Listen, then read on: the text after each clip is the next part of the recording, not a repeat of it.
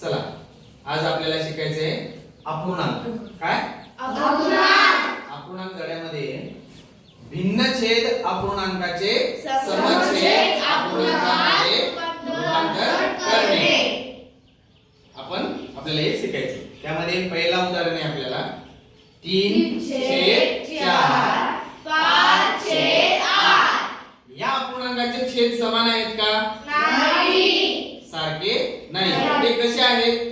भिन्न आहेत. कसे आहेत? भिन्न छेद. आपल्याला त्याचं रूपांतर कशात करायचं आहे?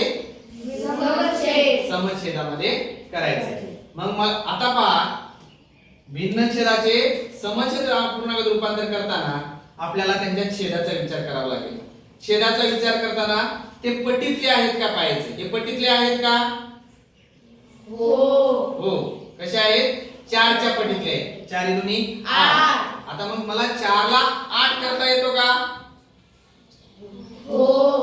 करता येतो. कितीने करता येतो? कसा करता येतो? 4 चे 8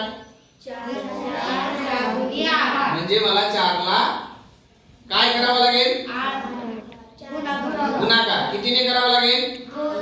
2 ने. कितीने? 2 ने. जर 4 ला 2 ने गुणाकार केला तर किती येईल उत्तर? 8. छेदाला मी 2 ने गुणाकार केला म्हणून अंशाला कितीने करावं लागेल मला? 2 ने. हे झालं माझं पहिलं. मला छेद समान होऊ लागले. अजून याच्यामध्ये काय पाहायचं आहे आपल्याला? या 8 ला 4 करता येतात का? येतात का नाही? 8 चे 4 करता येतात का मला?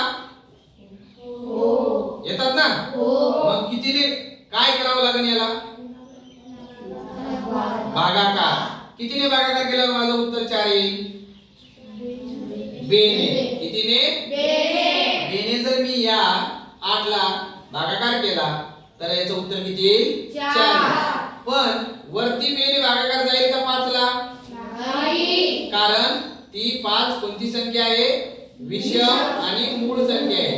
याला पूर्ण भाग जाणार नाही. म्हणून मी काय करेन? फक्त या 3/4 चाच विचार करेन. या 3/4 लिहून घ्यायचे. या 4 ला कितीने गुणाकार केल्यावरती 8 उत्तर येईल माझं? 2 ने. मग 4 ला छेदाला जर मी 2 ने गुणाकार केला म्हणून अंशाला 2 ने गुणाकार करायचा आणि हा अपूर्णांक जशाच तसा लिहायचा. मग हा गुणाकार सोडून घ्यायचा.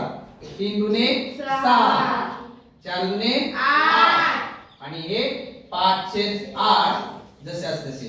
आता मला सांगा 3/4 आणि 5/8 हा अपूर्णांक कोणता होता? भिन्न छेद. त्याचं रूपांतर आपण कशामध्ये केलं? समछेद कोणते भेटले आपल्याला? 6/8 5/8. छेद कसा झाला आपला इथे? सारखा. सम.